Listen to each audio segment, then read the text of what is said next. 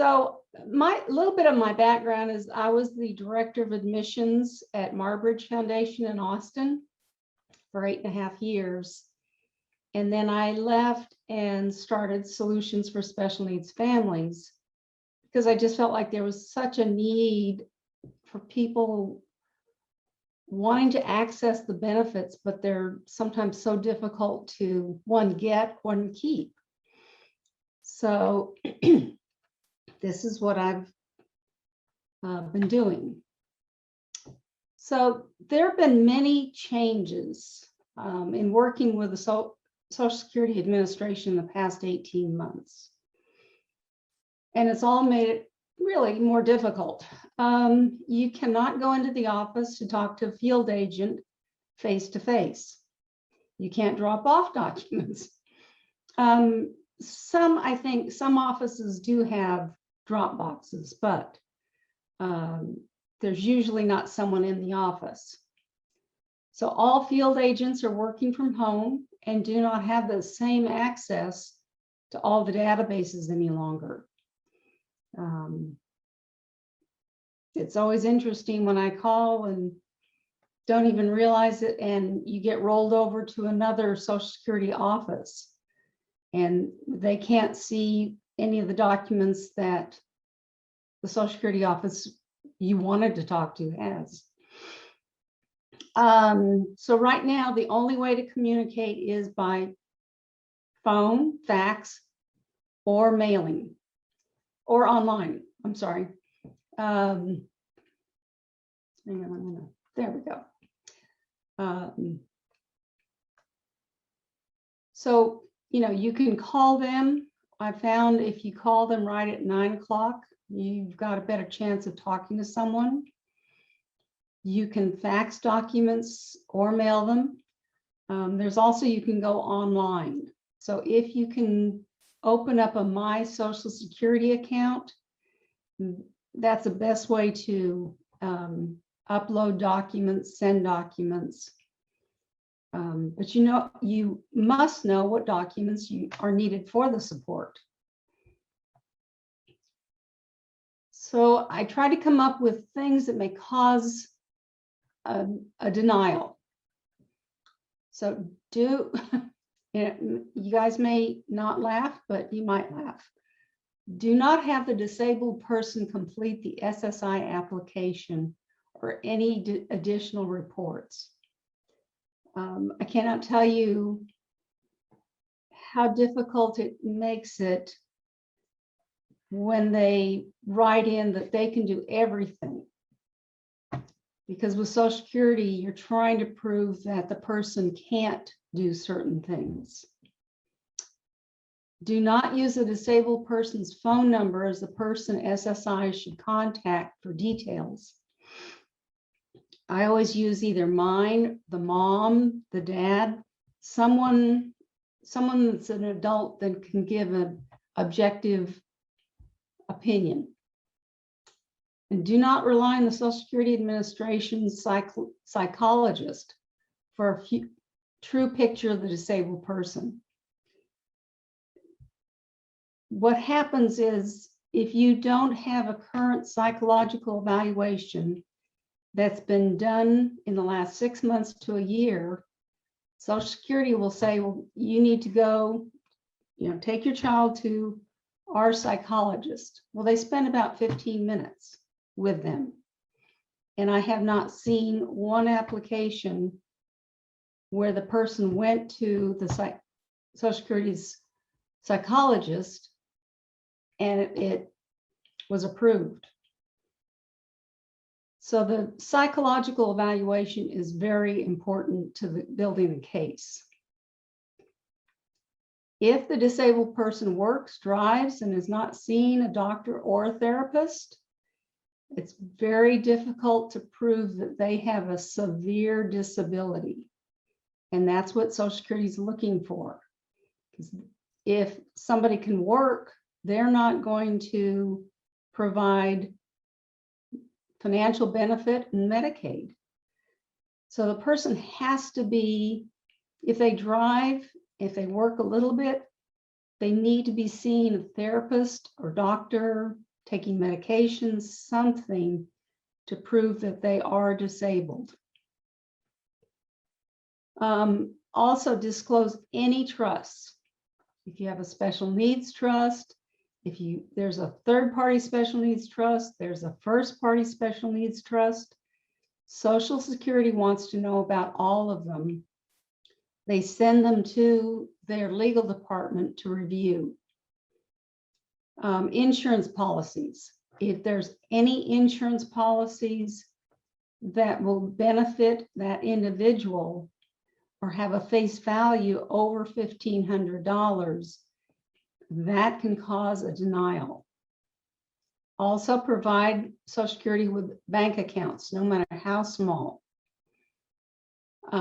If there's a guardianship, be sure it's current and does not need to be renewed. So if we submit a guardianship and it has already expired, they're going to kick it back and say, we can't go forward. We need a current guardianship, the letters of guardianship from the courts. I believe it's every 16 or 18 months that you have to go back and renew your letters of guardianship. Do not ignore any correspondence from Social Security or DDS, which is Disability Determination Services, as they have time limits, and not responding timely may be the reason for them to deny the application. And if you can't get the information on time, call them. There's always a phone number. DDS is much better than Social Security about picking up the phone and actually talking to you. If the disabled person or the family should move, let Social Security know immediately. Because if your child's getting the SSI, the financial benefit, has Medicaid, and you move and some letter they mail comes back, they'll cut off the benefits. So you've got to call Social Security and let them know the new address. If the disabled person does not have a good grasp of the financial implications of the rules when working, or for the disability review reports, have a family member act as the representative payee.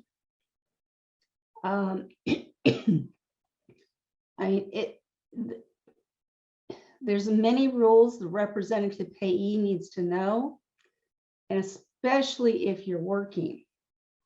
That's when it's very important to just keep up with all the rules and know what's really the amount that should be coming to you. So government benefits change after age 18.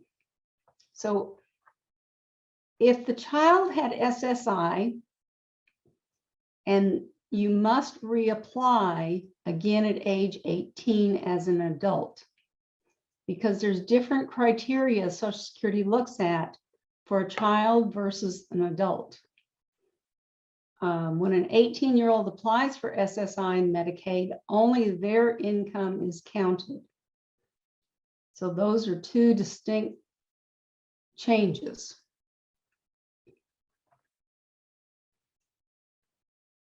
So this is the effect of child support on a disabled adult child. So if you're going through a divorce, be sure to have your attorney set this up in the divorce decree. Because if child support goes to the parent after the child's 18, Social Security said that is income to that child. And therefore, they're not allowed to receive SSI. But so child support must be directed into a self-settled first-party special needs trust. And the reason, because that's the child's income, and that child is putting that money into the trust. It's not coming from a third party because it's that child's income. So it has to go into that self-settled trust, and then they can qualify for SSI. Now, one of the main reasons why that self-settled trust qualifies you is because the beneficiary upon your child's death is Medicaid. So understand those rules also. So who's eligible for SSI? One, you must meet the Social Security's definition of disability. You meet the income and asset limits, meaning you cannot have over $2,000 of assets. You must be a U.S. citizen and a resident of the U.S. You must file for other benefits. And that means if your adult child has been working, and if they have worked a year and a half and earned at least, I think it's $1,500 every quarter, they get one credit towards their Social Security benefits. So if they have worked basically for a year and a half, they're entitled to their own Social Security disability, which comes from a different fund than SSI. SSDI is an entitlement program because you pay into the system. SSI is a welfare program. It's for the indigent. It's for someone that has no money and is disabled and can't work. So that's what I'm saying. Well, you must file for other benefits. So sometimes people get $400 from SSDI and the remainder from SSI.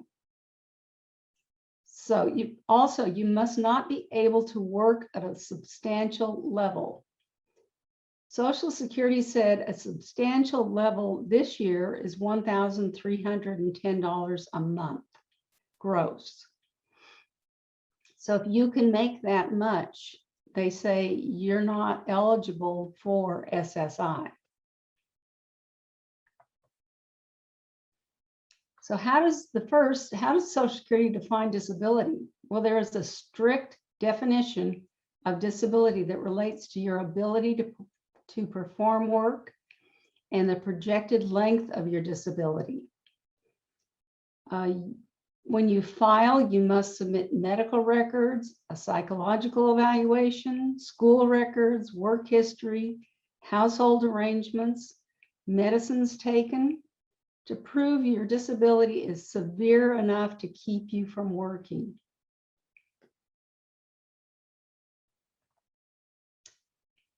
So SSI puts income into one of two categories.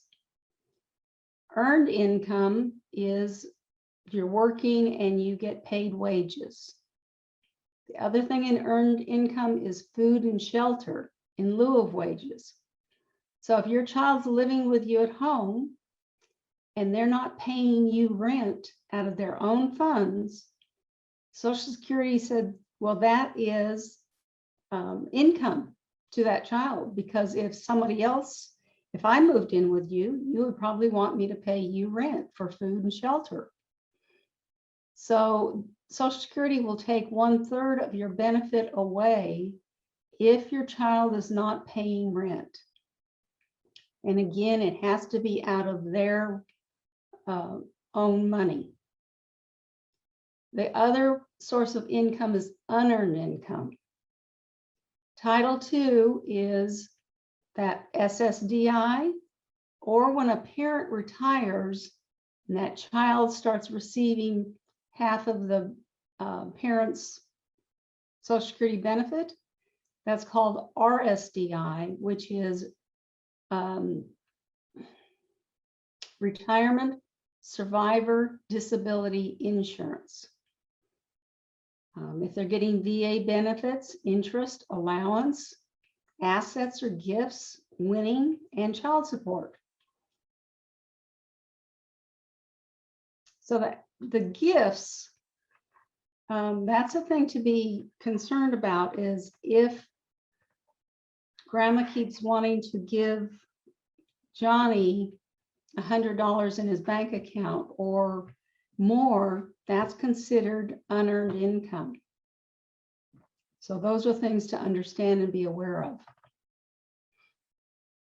So how do you start the process? Well, you begin the application with either a phone interview with Social Security, an online application, or a paper application. They're making it much easier to do the online applications. You'll need to submit the original diagnosis when your child was originally diagnosed. And please remember this age. The child needs to be diagnosed prior to age 22. Because if it's after 22, well, let me back up. To be connected to the parent's work record to receive part of their Social Security retirement, you have to be diagnosed prior to age 22. So the original diagnosis, all current hospitalizations, doctor's names, address, phone numbers, and what the doctor did. List of prescription drugs, what are they for, any side effects, who prescribed them. School information, the latest IEP or FIE. Depending on the FIE, that's a full individual evaluation. Sometimes that can suffice for the psychological, but what they're looking for in that psychological evaluation is what the person's IQ is, what capabilities they have. Licensed psychologists can give a very in-depth, full study of what your child is capable of. Because the last thing you want is to have someone say, "Grandma, I'm sorry. Just a moment. I've got a 4-year-old grandson that lives with us."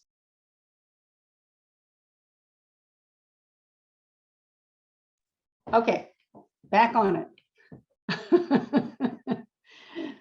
So, let's see, where am I? So the process. So once the application's been filed, you should receive a letter from Social Security stating the information they recorded from the application or phone call. So if any of this is wrong, correct it on the form, keep a copy, and fax it back to the local Social Security office. Next, you will be receiving a request from Department of Disability Services, or DDS, asking you to complete a Form 3373, which is a disability report from a third party. So this would be for mom to complete, dad to complete, whoever's has that hands-on, because they're going to want to know what that person does from the moment they wake up to the moment they go to bed. Can they do laundry? Can they do yard work? How often do they go outside? So it's a very in-depth report. Again, complete this and keep a copy before sending it back. You'll also receive a Social Security Form 3368, which is a disability report for the adult. This asks specific questions about your child's work history, schools attended, and medical history. Again, complete this and keep a copy before sending it back. So the entire process can take 6 to 9 months easily. They've gotten a little slower. Things get lost. I've had to fax in a form 4 times before they finally found it. So it's not a perfect system, and it's getting, I hate to say it, it's getting worse. So eligibility, again, you must have limited resources, meaning less than $2,000. You can't have $2,010. It really needs to be less than $2,000. So that's any bank accounts, that's any financial stuff that person has. You must have a severe medical condition that will last for at least 2 years or until death. Again, you must be a U.S. citizen or a resident of the U.S. or one territory. You must file for other benefits, and the individual is not working or incapable of earning a substantial wage. So when an individual qualifies for SSI, they automatically receive Star Plus Medicaid. To remain eligible for Medicaid, the individual must not exceed the resource limit of $2,000. Also, you must receive at least $1 from SSI. So I believe I'm going to talk about working. So when you're approved, usually Social Security will appoint a parent or guardian as the representative payee. Next, they'll send you a letter stating that you're now named as the representative payee. You take that to the bank and you open up a checking account titled Mary Smith as representative payee for John Smith. And so you let Social Security know the bank account and routing number, and that's where the SSI benefits will be deposited. Again, as a representative payee, you have to look at that and make sure that that does not go over that $2,000 limit. Know the rules regarding how money can be spent. This year, SSI benefit, the maximum is $794. So they believe that 1/3 is for housing, 1/3 is for food, and 1/3 is for personal needs. The other thing is you must know the rules if the recipient works. I can't tell you how many people I'm helping right now that have anywhere from $17,000 to $89,000 that Social Security said they owe back because they worked. Social Security doesn't check on it. They keep paying you the full amount, but you weren't supposed to receive that amount. They let this go on for several years, and then all of a sudden, boom, you've got a letter saying you've been overpaid and you need to send us a check. So this is how SSI does the reduction for earned income. So we're going to say this person is making $585 a month. Social Security said you get to keep the first $85. What the remainder is, you divide by 2. So now $250 is countable earned income. So here's how Social Security calculates the SSI benefit. So we go through the whole what you earn, what they let you have, dividing by 2. So you've got the countable earned income. So in 2022, next year, the maximum federal benefit rate is $841. So if they're not paying rent, they'll subtract 1/3 of that benefit. Excuse me. which is $280.33. So now your adjusted income, total countable income is $530.33.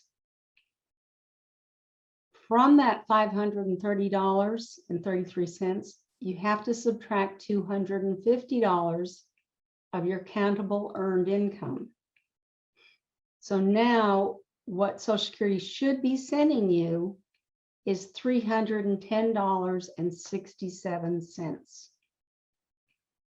So it's very important that you, as the parent, the representative payee, send in those pay stubs. So they work in the month of October. By November 6th, you're supposed to have submitted those pay stubs to Social Security, because then they can't say, well, you didn't let us know, because you did let them know. So here is a chart. So this will let you know what you're entitled to. So the month of January, total unearned income, that's if you're receiving SSDI or RSDI. Total earned income, that would be, if you're working, you do the calculations, and that's your total earned income. Total work expense.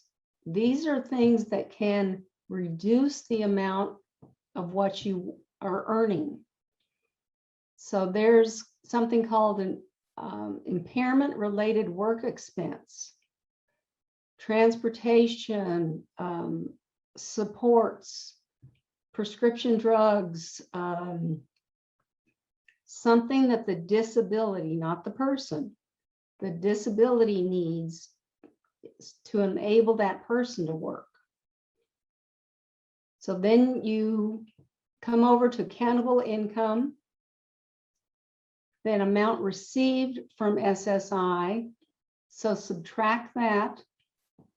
So if they send you $841 and your total countable income is $400, you need amount SSI. The next column is what it should have been. So you need to keep up with this each month. And then the amount underpaid or overpaid. Don't spend that money. Send it back, because, and keep a copy. And if you send it certified mail return receipt, because they're going to come asking you for that amount. And it won't be in a month or two. It'll be 2 to 5 to 10 to 15 years later. So what happens though if you're not receiving the full SSI benefit? So the in-kind support and maintenance is treated as income. So if SSA determines that the recipient is not paying their fair share for housing and food, Social Security will subtract 1/3 of the SSI benefit. Now the person will receive $560.67. So what can be done to receive the full amount? Well, again, that person needs to be paying you rent from their own money. And so if you open an ABLE account, this will allow that person to pay their fair share of housing, food, and utilities to the provider, which is you, the parent. You should have an ABLE account in addition to a special needs trust. They work differently. A trust cannot pay for rent. An ABLE account can pay for rent. A special needs trust, you're going to pick who the beneficiary is upon the death of your child. An ABLE account, upon the death of your child, Medicaid gets to take anything in that account first to pay back anything they've spent.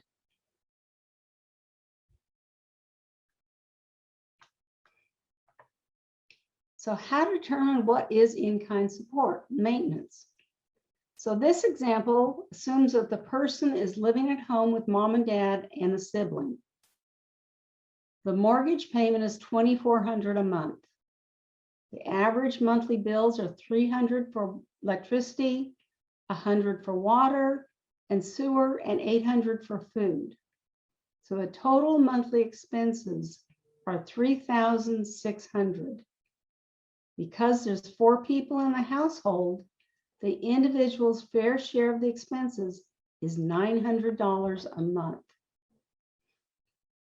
Social Security has a very distinct way of calculating what that fair share is. So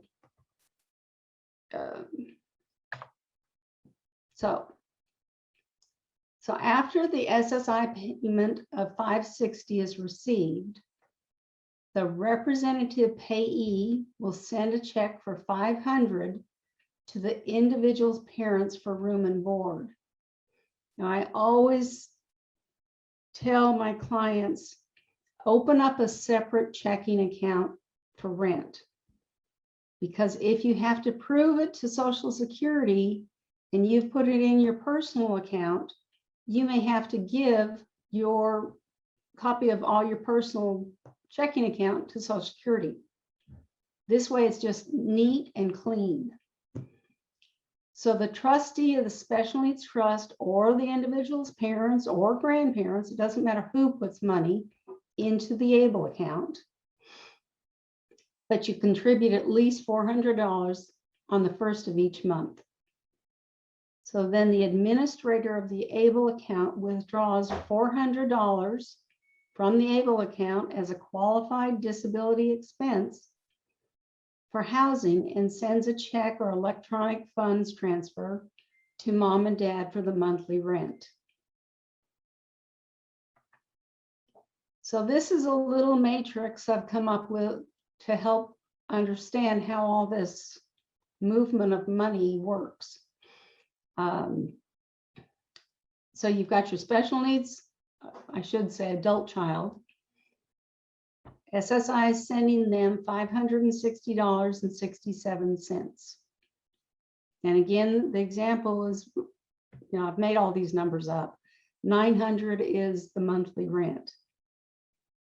So either the family or special needs trust will put money into the ABLE account. So again, the representative payee takes out $500 out of that SSI checking account, pays it to the rent account. The ABLE account, the administrator sends $400 a month to the rent account. Now that rent account is in the parent's name. It's not in the special needs adult's name anymore. So if you want to, you could put that money back into the ABLE account. You could spend it on that individual. You could save it for the individual. But this is also keeping those funds below $2,000. It doesn't matter how much you have in the ABLE account. Well, it does. You can't have over $100,000. That they've written it so that a person can save money in that ABLE account, and it doesn't count against that Medicaid asset limit. And then there again, that's because Medicaid is the beneficiary. So I don't really recommend keeping $100,000 in an ABLE account, because you might not mind losing $50 or $100, but if you lost $100,000, that's a big chunk of change. So how will Social Security know about the change? So after the payments have occurred for at least 2 months, because you have to have that paper trail, The representative payee will mail bank statements from the ABLE account, bank statements from the SSI checking account, and the rent account to your local Social Security office. The current in-kind support and maintenance charge should be dismissed, and 2 months later, because Social Security is not quick, takes them at least 2 months to catch up, the recipient should receive the full payment of SSI. Be sure the following is done. There must be 2 separate accounts, ABLE account and the SSI account. SSI payments cannot go into an ABLE account. Also, the SSI payment should not be deposited into a special needs trust. So get all the documents and keep copies. I can't stress that enough, that it's so important to keep copies of everything you send to Social Security, because there's no telling if they lose it. And so then you have to send it again. And if you've sent them all the originals and you didn't keep a copy, it's going to be harder to come up with those. So I know I've kind of gone quick here, but I'm hoping that we're going to have lots of questions. And, you know, here's my contact information, but there's so much more we could cover. But Jim had kind of wanted me to stay with just SSI. So if it's okay, Jim, I'm going to start answering questions. All right, well, thank you for that presentation. I'm sure everybody is as confused as I am, because I've seen this 2 times. Applied for SSI, I've gone through many of these processes, and I'm still confused. Okay. Question? Yes, I have a question. So, actually, I have 2 questions. So I'm a bit confused on the ABLE account. Is that when, like, the beneficiary, so like, for instance, if I was to pass away, Medicaid would get that money that would be in that account, and it would not go to the individual, or not the ABLE account, that one account, Medicaid gets it, and it's not there for the individual? Not if you pass away, if the individual passes away. Okay. Like if you put $10,000 in there for the individual, and the individual passes away, you don't get that money back. It goes to Medicaid. Okay. And then my second question is, so like, my son, for example, I need to make him start paying rent. Yes. Okay, and I need to take that money and place it into an account that's just like for rent, that says like, that I could show SSI that he's paying that rent? Yes. You're also going to have to show them the rental agreement, and they're gonna review that, and then they're gonna ask you. I just did this, so. Okay. So I need to basically do like a lease with him. You have to do a lease, and then they're gonna ask you questions about that lease, and about, would you do the fair markup to anybody else that lives in your home? Would you charge them rent as well? So, i.e. other adult children in your home. And so you have to answer that question. And then they ask you about, does it include food or not? And that's a separate question. And there are different ways to answer these questions that I am not qualified to answer. But yeah, it's So with that money though, because he's my son, I don't want to charge him rent. But well, this is a business transaction. Right, the money that's in the account for rent, can I use it like to purchase him clothes and of course you just can. like things like that? Yes. But just so as long as it take shows him on that a vacation, you could buy him a new TV, you can, any of that.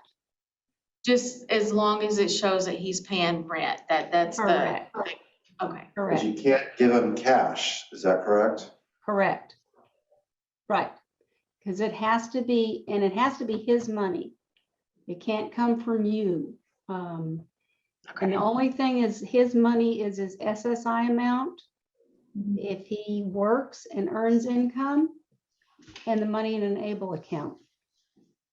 Okay. Those are the three sources that will be his income. Okay, So thank you. Mhm. does this have to be established before SSI will start paying him his Well, benefits?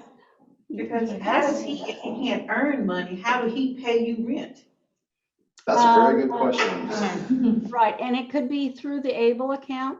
You just put money in and send it to yourself, and then take that money and put it back in the ABLE account. It does sound like money laundering. It's not. I want to say, if you work with a professional like Barbara, she can help you set up a system Yes, that you can from day one show, earlier in the process, document this flow through of money and agreements and all that type of stuff. so And since I I'm did gonna, not- I'm gonna go from that question to one that's in the chat Okay. from Amanda Thomas. And she says, so what I'm hearing is that SSI is held to no standard accountability for accuracy, and the recipient or the provider needs to have a part-time job monitoring for overpayment so that Social Security SSI doesn't have the opportunity to come back for reimbursement due to their own inaccuracy. Is that correct? Yes. It's sad to say. Oh, it's sad to say. Well, but that's part of your role as being the representative payee. That is one of your Yeah. responsibilities you can't just do that just to have a bank account. You have legal responsibilities to manage and be a fiduciary for the individual that you're a representative payee for. Because, and that's why I said the parent should be the representative payee or guardian, because is your child going to understand all those rules, of overpayment or how much they can earn? And, it is like a part-time job to monitor that. So it's very sad that, Social Security is not held to a standard of accountability, because I am working right now on an overpayment of $89,000. They went back 17 years. So, it's So if Ms. Barbara was to help us with this process of Social Security, because I need help right now. okay. What are the fees we're looking at? To look at something for you? Well, for you to help us do the Social Security, Okay. or for For me, someone to take help it us from the with this beginning, filing, helping you gather all the documents. I'm one of those, I'm really kind of picky. Picky, not meaning picky, I don't know. I want Selective. all the correct documentation so you get approved. So I work with you from the beginning to getting the maximum benefit, and I charge $1,500 flat fee. And so some people don't have that much sitting in the bank, and I can take payments or however you want to work it. But I do a lot of hand holding, explaining, we go through things. I help you complete those forms that DDS sends. So yeah. Now, if you just got questions, I don't charge for that. Unless you're going to hire me to do something. Okay. And I'm going to guarantee you, if you do it yourself, you're not going to get the full amount for several months, because it takes a long process. And so you can pretty much get pretty close to that $1,500 Yes. just because you're getting a difference between the full amount and the 1/3 reduction. Because what I'm thinking is what she said, that she feels bad of charging rent. So maybe this money that I'm planning to get, I can use it for this expenses. It's a financial transaction. There's no good or bad about it. It's not, it's just a flow through. If you want if you want more than $529, this is how you do it. Yeah. You got to do the paperwork, you have to do it correctly, you have to answer the questions correctly, you have to document it correctly, you have to, it's not just a handwrite type of thing. There's a process that you have to follow and everything, and you have to get the right information to do that. So it's complicated. Yeah. So there was also a question on the $2,000 limit. So what that $2,000 is at the end of the month. So if you had $2,200 during the month, but you spent money on either rent or the individual, and now it's below that at the end of the month, you're okay. But as long as you have Medicaid, you have to follow that $2,000 limit. Okay. So if you have $2,100 at the end of the month, and then the next month you get back under, do you have to reapply for SSI, or you just lose out on the full benefit of that month? Of that month. But it's not easy, SSI to me is easier to work with than Medicaid. And that's another thing, if you go above that threshold, that affects your child's eligibility for Medicaid as well, because they're tied together. It's very serious. Yeah. Well, and the other thing is, again, I mentioned it briefly, but when a parent retires, not from their job, but from, they've reached that full retirement age, and they're going to start receiving benefits from Social Security, then the child, or young adult, is entitled to 1/2 of that person's benefit. It doesn't take away from the parent. The parent gets the full amount. And the child, though, gets, it's probably going to be much higher than $841. Now, you don't lose Medicaid. You just lose the financial benefit of SSI, because now you're getting more money from the Social Security. So at that point, 24 months after that person starts receiving either SSDI or that retirement survivor and disability insurance, they're entitled to Medicare. So then they have Medicaid and Medicare. So that's a benefit to understand. Which is primary, Medicaid or Medicare? Medicare. Wait. I think it is. No, I think Medicaid. I think it's Medicaid. Medicaid. After you retire, after 2 years. Right. Okay. After you retire in 2 years, and your child has dual eligibility for 2 medical programs. Even if the child's over the age of 18? If they're eligible for SSI benefits. Okay. Yeah, that's if they have SSI and Medicaid, and then the parent retires, we're going to say the parent's getting $3,000 a month. Then their child, they call it a DAC, disabled adult child, is going to be getting $1,500 a month. And so then 24 months later, they get the Medicare. Now, when that parent dies, they get 75% of that parent's Social Security benefit. I didn't know that. Yeah, so it goes up. And so that helps with planning the future too for your child. How do you pay for things? The other thing is if your disabled adult child, and we're talking 18 again, or even before, works and gets those 6 credits, again, working 1.5 years, they're eligible for their own Social Security disability. They keep the Medicaid. They probably will keep part of the benefit of SSI. They'll get their own SSDI, and 24 months later, they get Medicare. So just in case a parent, is young and isn't going to retire for a while, they can get that Medicare from their own work record. All right, we have a question? So what's the main difference between SSI and Social Security benefit? Disability. SSDI and Yeah. SSI? Yeah. Is that your question? Yeah.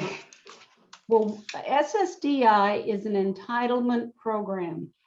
That means you've been working, and they take out part of your paycheck to pay into Social Security.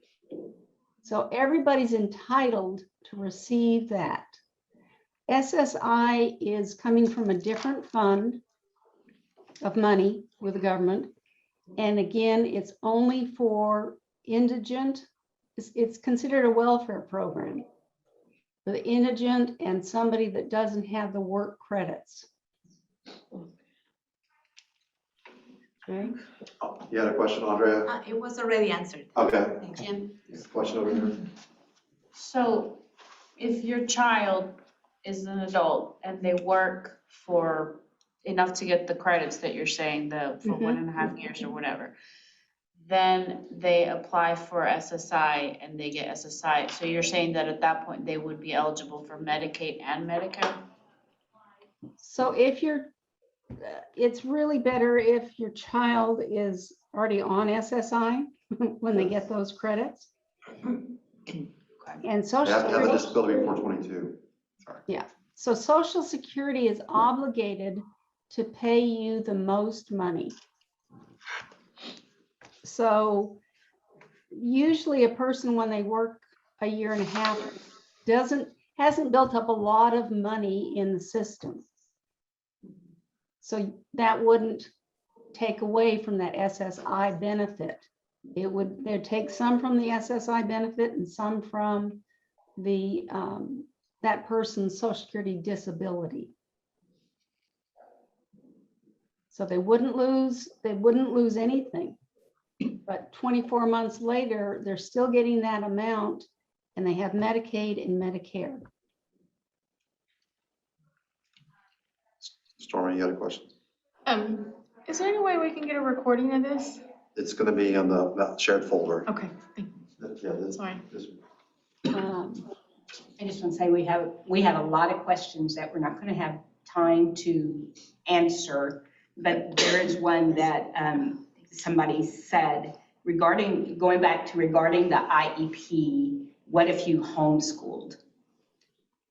Then you can't provide it, but you just write up as much as you can that you had homeschooled and they had either graduated or whatever. But you've got to have other documentation to prove that. And I don't know enough about homeschooling. Jim, are they in a 504 plan when they're homeschooled? No, they can get evaluated by the school district if they so choose. That's one way they can do it. The other way I think they can do it, as long as it's documented by their pediatrician, the diagnosis and the medical necessity, the SSI is going to check with your doctor's providers and get a report from them and make their determination from what I understand. Okay. Does that match up? So here's a question from Gloria. She said, what happens with a blended family? Child lives with biological mother and stepdad and shares custody. Does it work the same way for when the stepdad retires and child lives at home with mom and stepdad? Yes, because when you file for SSI, they want to know who lives in that home. You can also put in, the parent, the non-custodial parent. So if the stepdad retires, that child can draw off of his Social Security benefit also.